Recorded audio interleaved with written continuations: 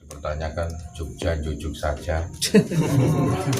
Mengenal jati diri, Gus. Wah, mengenal jati diri itu sebetulnya dari kemarin-kemarin sudah saya utarakan ya. Ini yang mengenal jati diri yang bagaimana? Mengenal lewat apanya? Ya pengen tahu siapa dirinya yang sejati gitu barangkali. Nggak ada. Iya, itu butuh perhitungan khusus.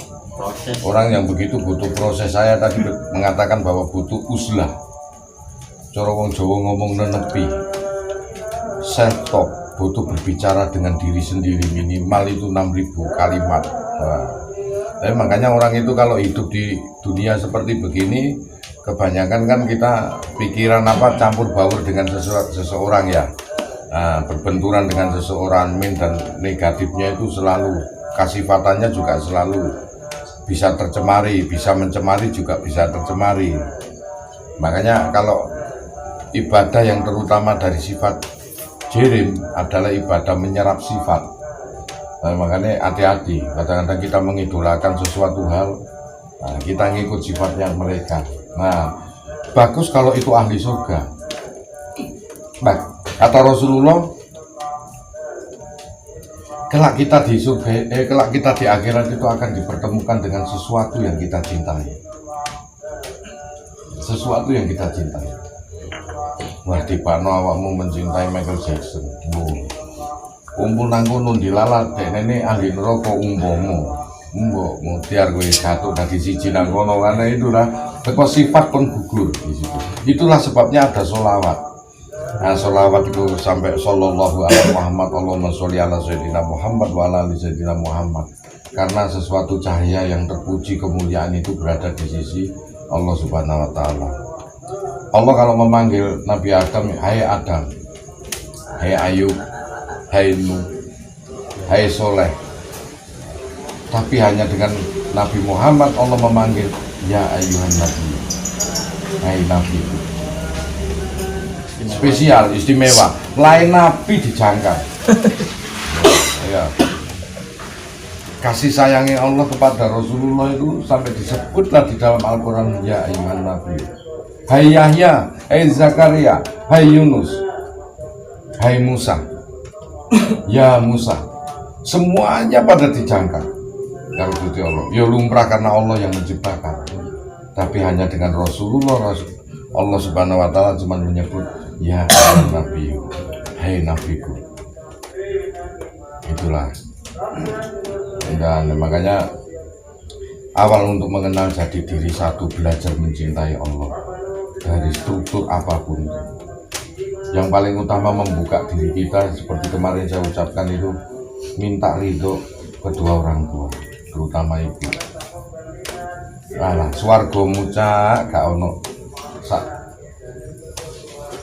ngisore sikile ibu. Iku dimaksud nak dicari di bawah telapak kaki ibu itu ada surga, nggak pernah ketemu. Maksudnya derajat surga itu di bawah telapak kaki.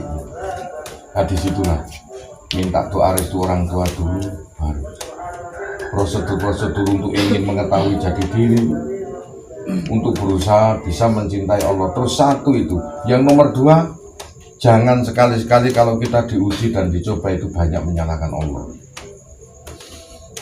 Sulit kamu mendapatkan hidayah. Contoh, gak kurang-kurang aku tahajud tapi si koyok ngene ya Allah.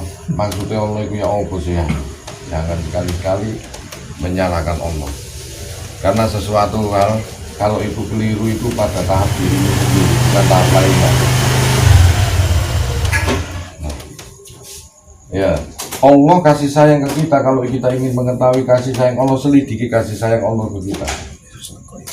Contoh, saat kita sakit, dicabutlah semua 3 perkara. Dihilangkan 3 perkara, yaitu senyum, selera makanmu, dosa-dosamu. Tetapi saat kita sembuh, disinilah kasih sayang Allah. Saat kita sembuh dikembalikan dua perkara tok.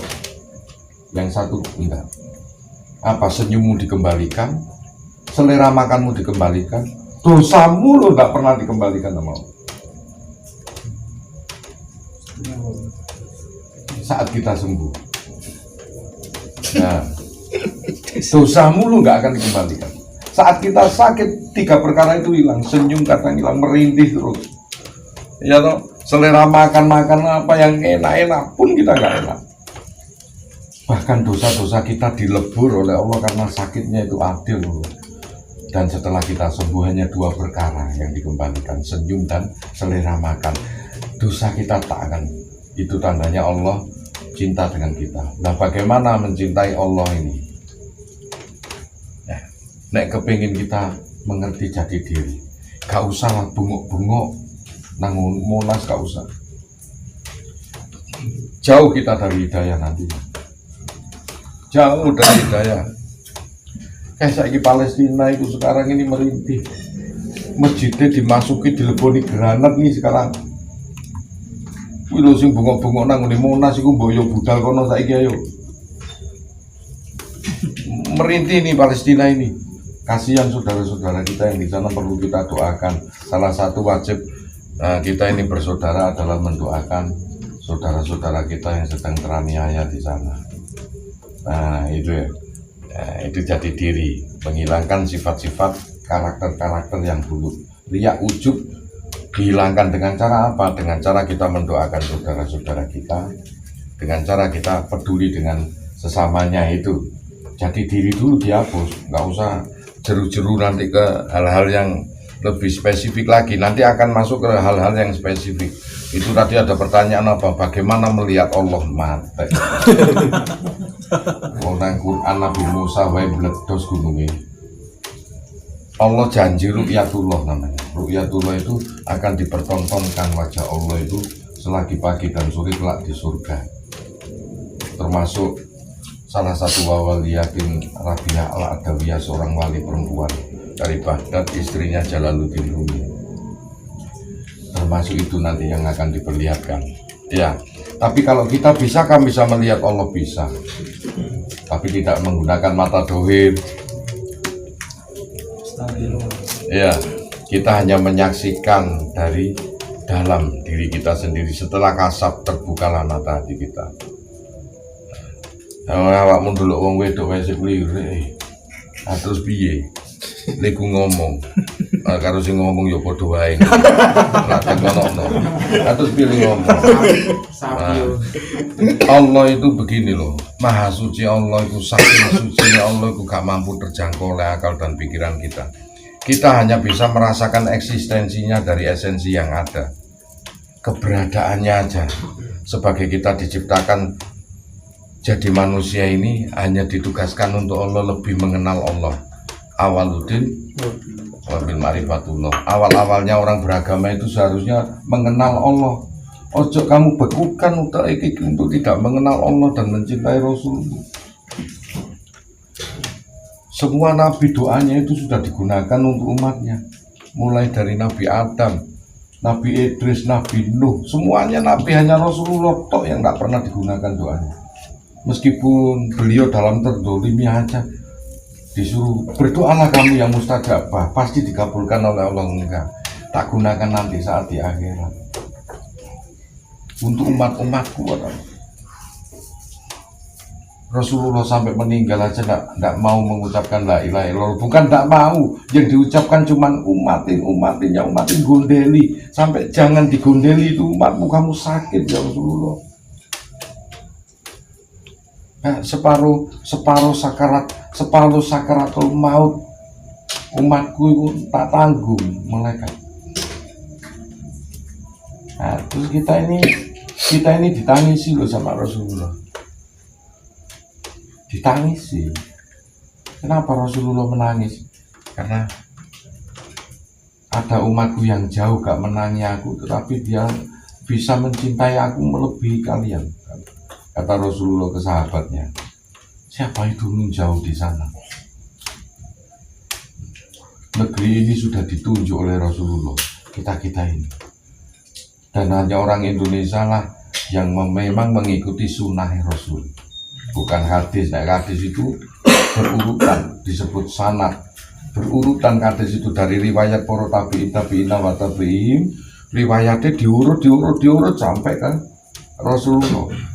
Tapi kalau sunnah Rasulullah saat hidup ini, kita melakukan sunnah Rasulullah yang 13 tahun bersyariat, karena Rasulullah diturunkan usia 50, meninggal 63 tahun, diturunkan sholat 5 kali sehari. Dan sekarang ini ngaji 50 tahun saat Rasulullah hidup. 40 tahun setelah diangkat kenabian belum diturunkan sholat, masih akidah tauhid, wujud ibadah, perenungan, berdoa, zikir. Turun melakukan rukuk sujud belum Rasulullah sampai umur 50 tahun.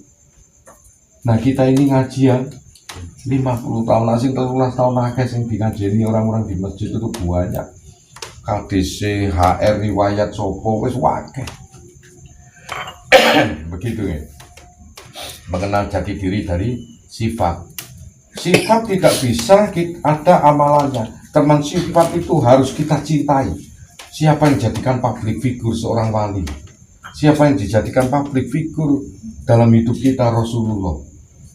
Itulah sebabnya innallaha wa malaikatu yusholluna 'alan nabi ya ayyuhalladzina amanu shollu. Hai orang-orang yang iman, kita ini shollu. Sholawatlah kan bin selamat. Shollu alaihi wasallam taslim. Sholawat bin selamat. Syafaat Rasulullah ada di jirim saat sholawat. Nah, di sini yang mana kita ini harus wajib untuk mencintai Rasulullah. Karena apa? Huni sifat, supaya kita menyerap sifat beliau. Siapa yang kamu idolakan wali-walinya di sini? Harus ada figur untuk bisa mengidolakan sebagai landasan supaya huni sifat, menyerap sifat-sifatnya. Makanya aku kan bilang, kamu mengidolakan artis pun melaku wae joget kayak Michael Jackson. Loh, kurang apa? Wes, sadar ndak sadar kamu akan tervirusi oleh sifat orang tersebut. Dilalah sing kamu idolakan itu tadi orang anti neraka. Mas yo wong sing sorbanan yo ojo tok kuwatekno temen-temen nek bengak-bengok itu.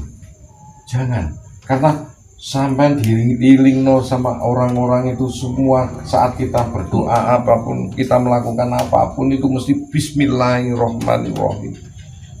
Mana aktivitas yang tidak bismillahirrahmanirrahim? Miftahul nikmat kalimatan bismillahirrahmanirrahim. Kunci segala nikmat terletak pada Rahman.